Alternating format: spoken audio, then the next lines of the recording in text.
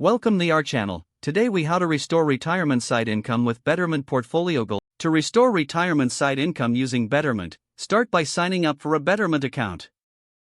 Visit the Betterment website or download the mobile application. Fill in your personal information to create your account.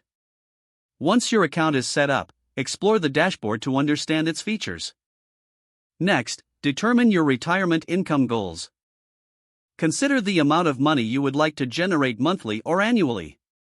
Identify your ideal retirement age to align your investment strategy.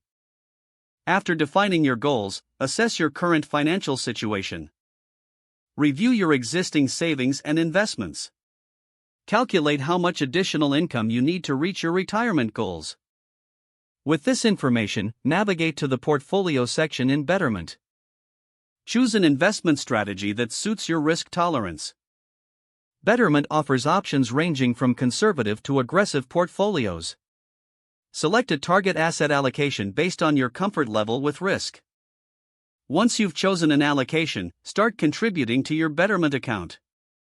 Decide on a regular contribution schedule, such as monthly or bi-weekly. Automate your contributions to ensure consistency over time. Next, monitor your investments regularly. Use Betterment's tools to track the performance of your portfolio. Revisit your goals and risk tolerance every few years or when major life changes occur. Consider reallocating your investments if necessary. Utilize Betterment's tax loss harvesting features to enhance your returns. Stay informed about market trends and economic factors that may affect your investments. Finally, be patient and stay focused on your long-term objectives. Remember, investing is a journey that requires time and dedication. With consistent effort and careful planning, you can restore your retirement side income effectively. If the page does not load, refresh the browser or try again in a private or incognito window.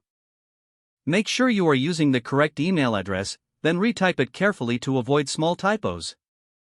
Don't forget to like this video and subscribe to our channel for more step-by-step tech guides.